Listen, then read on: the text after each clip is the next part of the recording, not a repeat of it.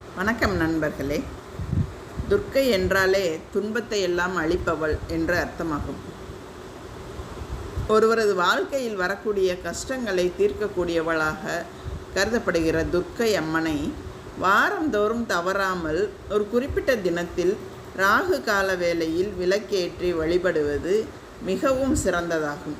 அதனால் திருமணத்தடை, வேலைவாய்ப்பின்மை, தொடர் தோல்வி, கஷ்டம் போன்றவைகளால் பாதிக்கப்படுபவர்கள் துர்க்கை அம்மனை வழிபட வேண்டும். தேவியின் பல்வேறு அவதாரங்களில் கருணையும் உக்கிரமும் கொண்டு துஷ்ட சக்திகளை அழிப்பவளாக துர்க்கை அம்மன் திகழ்கின்றார். அதனால்தான் சிவன் மற்றும் பெருமாள் கோயில்களில் துர்க்கைக்கு தனி சன்னதிகள் அமைக்கப்பட்டுள்ளன.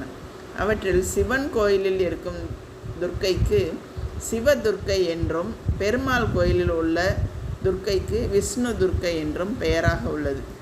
துர்காதேவியை வழிபடுவதற்கு உகந்த நாட்களாக செவ்வாய், வெள்ளி, ஞாயிற்றுக்கிழமைகள் உள்ளன. அதிலும் துர்க்கையை வழிபடும்போது ராகு காலத்தில் வழிபடுவது அதிக முக்கியத்துவம் பெறுகிறது. செவ்வாய்க்கிழமை பிற்பகல் 3 மணி முதல் 4:30 மணி வரை உள்ள ராகு கால நேரம் துர்க்கையை வழிபடுவதற்கான சிறந்த நேரமாகும்.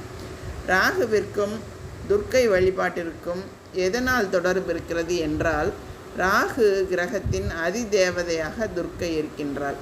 அதனால்தான் ராகு காலத்தில் துர்க்கை அம்மன் வழிபாடு செய்யப்படுகிறது. ராகுவின் பிடியிலிருந்து தப்பிக்க துர்க்கை அம்மனை வணங்குவது மிக சிறந்த வழிபாடாகும். அதை அடுத்து செவ்வாய்க்கிழமை ராகு கால வழிபாடு போன்றே ஞாயிற்றுக்கிழமை ராகு கால வழிபாடும் மிக சிறந்ததாகும். அதனால் ஞாயிறு மாலை 4:30 மணி முதல் 6 மணிக்குள் துர்க்கை அம்மனை வழிபட்டால் வேண்டிய பிரார்த்தனைகள் அனைத்தும் நிறைவேறும். கடவுள்களுக்கு எல்லாம் ராஜாவாக திகழும் தியாகராஜர் கோயிலில் உள்ள துர்க்கையை வழிபட்டால் தடைப்பட்ட திருமணம், அரசு பதவி முதல் அரசியல் பதவி வரை அனைத்தும் நிறைவேறும்.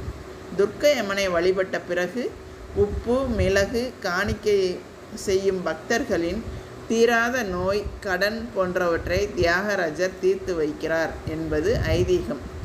தியாகராஜர் கோயிலில் இருக்கின்ற 2 இரகசிய அறைகளை துர்க்கை அம்மனை பாதுகாத்து வருவதாக கூறப்படுகிறது. இந்த அம்மனை வணங்குபவர்களின் இரகசியங்களையும் பொக்கிஷங்களையும் துர்க்கை அம்மன் பாதுகாப்பாள் என்பது மக்களின் நம்பிக்கையாக இருக்கிறது.